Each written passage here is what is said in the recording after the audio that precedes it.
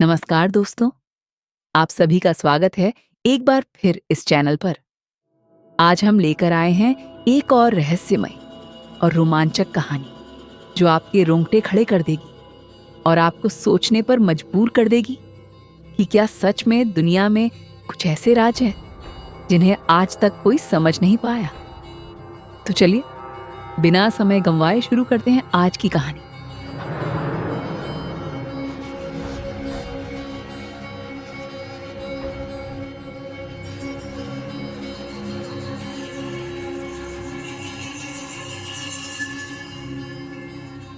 अगर मैं आपसे कहूं कि समुद्र के नीचे अभी भी कोई मदद के लिए पुकार रहा है तो क्या आप यकीन करेंगे? एक ऐसी पनडुब्बी जो 1943 में बिना किसी निशान के गायब हो गई थी, लेकिन जिसे आज भी देखा जाता है। उसके अंदर के लोग आज भी जिंदा हैं, या शायद मरने के बाद भी कहीं फंसे हुए हैं। और सबसे डरावनी बात, उनकी आवाजें आज भी रेडियो पर सुनी जाती हैं। आज मैं आपको उसी समुद्री भूत की कहानी सुनाने जा रहा हूं।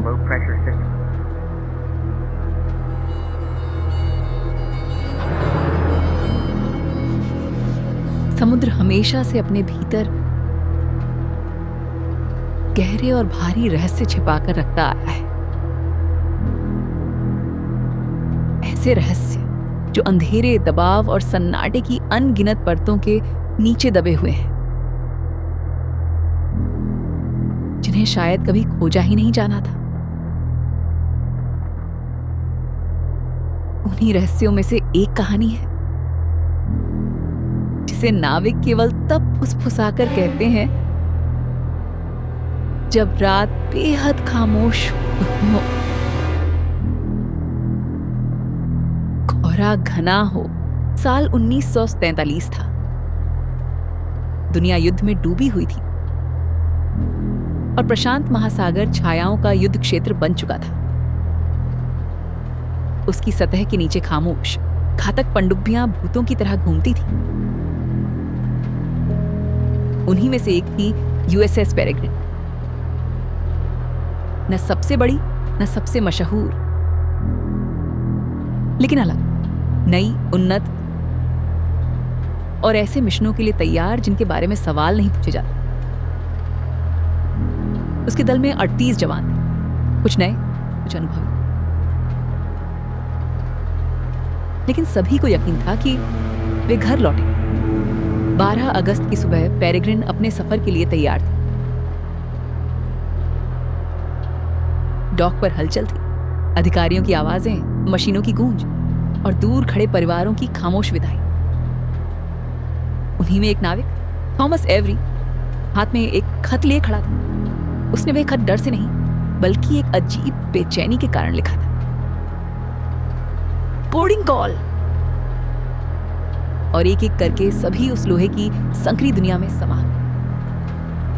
हैच बंद हुआ और पेरेग्रिन समुद्र में उतर गई। पनडुब्बी के भीतर की जिंदगी किसी और दुनिया जैसी होती है। न सूरज, न ताजी हवा, न दिन रात का एहसास, बस मशीनों की आवाज, धातु की कराह और ऊपर मीलों गहरे पानी का दबाव। शुरुआत में सब सामान्य था, गश्त, जांच, संदेश। लेकिन फिर कुछ बदल गया।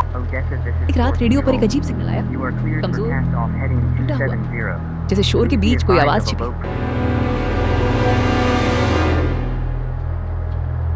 हेलो, कोई सुन रहा है? रेडियो अधिकारी सन्ने रह गए। यह सिग्नल ना मुख्यालय से था, ना किसी जहाज से, और सबसे अजीब बात, यह नीचे से आ रहा था।